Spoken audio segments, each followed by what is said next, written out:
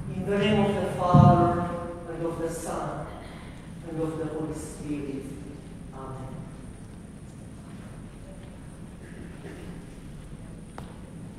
Those of you who have children, do you want your children just to behave in a good, pleasant way?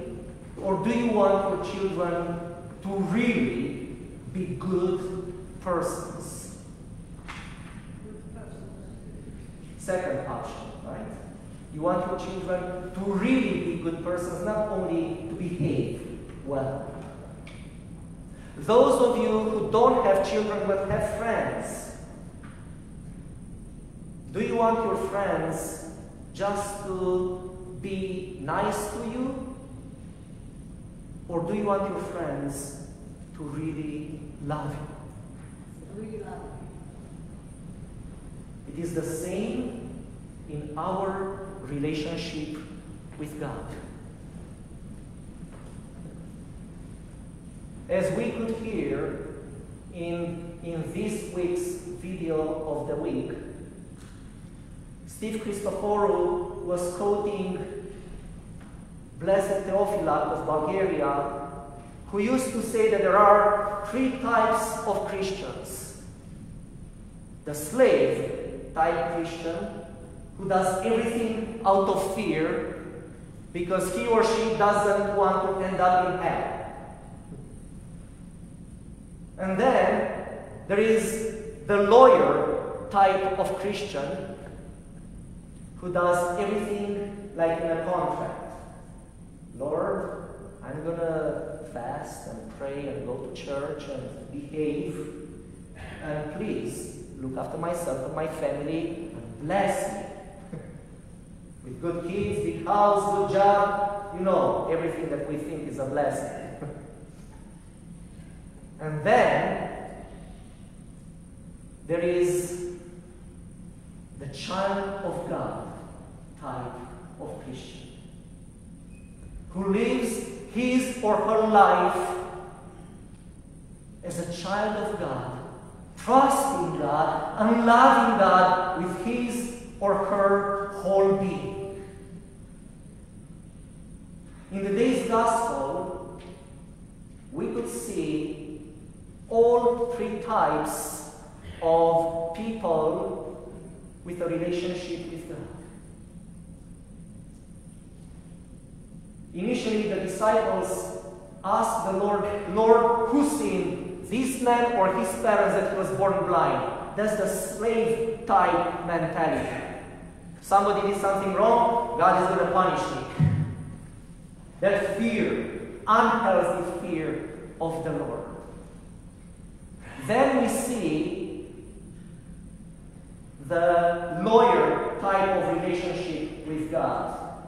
The Pharisees were under the law and being very upset that the Lord healed him on the Sabbath, healed this man, this blind man on the Sabbath, and not only that, but being afraid of losing their position.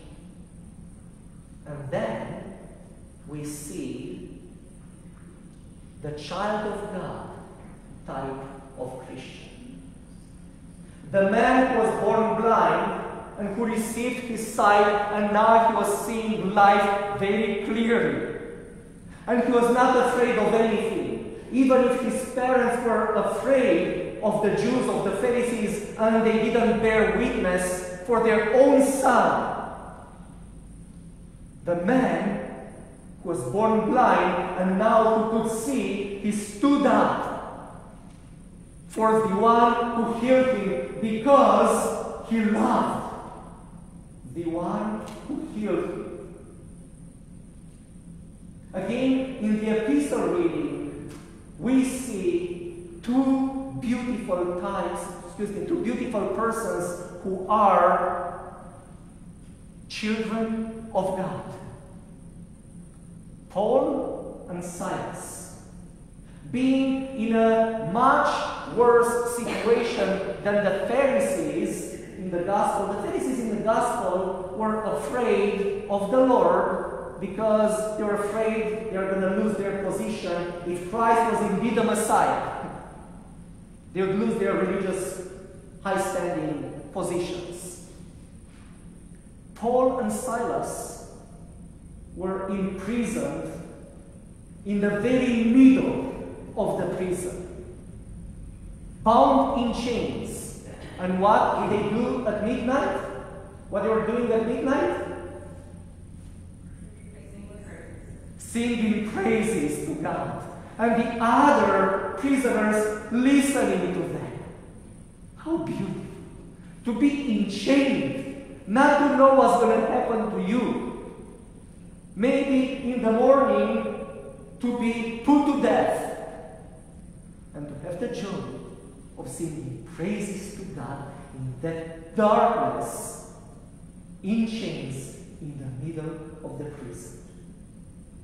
And the other prisoners, the other imprisoned people were listening to them. This is why it is important. It is so important for us, not for God. God has everything. But it is important for us to be children of God type of Christians. If we want to have peace and joy in any situation, if we want not to be afraid that we're going to lose our job, like the Pharisees, if we want not to be afraid even in the most perilous situation, even when everything and everyone is trying to enchain us, to have the freedom of the children of God. And thus, the people around us will see the freedom that we have and will join us in our freedom, as St. Paul says so beautifully in the letter to the Romans, that the earnest expectation of the creation eagerly waits for the revealing of the sons of God. The entire creation is waiting eagerly for the revealing of the sons of God, of the children of God. Because St. Paul says again, the creation itself also will be delivered from the bondage of corruption into the glorious freedom, into the glorious eleftheria, to the glorious liberty of the children of God. Our Lord Jesus Christ did not come into this world to make more moral people. People had morals before Christ. This is the reality. The Greek philosophers gave morals to the people. The Old Testament gave morals, gave the Ten Commandments to the people. Almost any culture gave some morals to its people. Christ came to give something way above this, way above morals. Christ came to give us the freedom of the children of God. Christ came to give to us, to take us from under the law and to give us the freedom of the grace of God, as St. Paul says, not to be under the law anymore, but under grace. What does this mean? Let me give you an example. Do you put your safety belt on when you drive? Why do you put it on? There are two reasons. From what I hear, there are two reasons why people put their safety belt on. Some people put the safety belt on because they don't want to get a ticket, right? They are under the law. Some other people put the safety belt on because they know that that's what's good for them. They do it under grace. Not because of the law, but because they know that, you know what? This thing would save my life.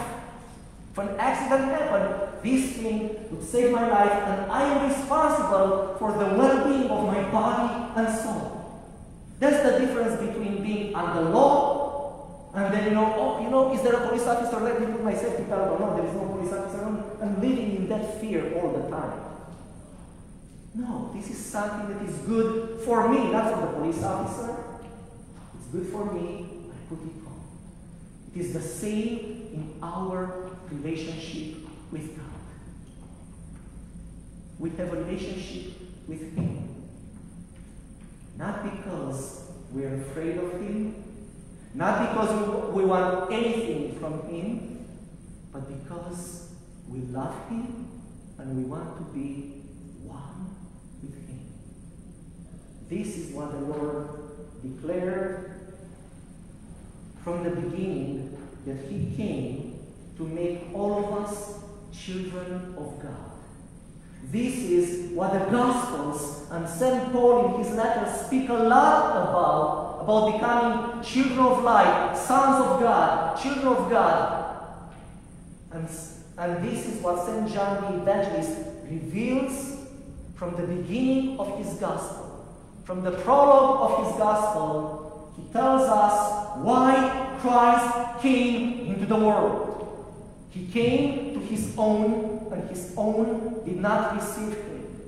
But as men, as received him, to them he gave the right to become children of God, to those who believe in his name, who are born not of blood, nor of the will of the flesh, nor of the will of man, but of God.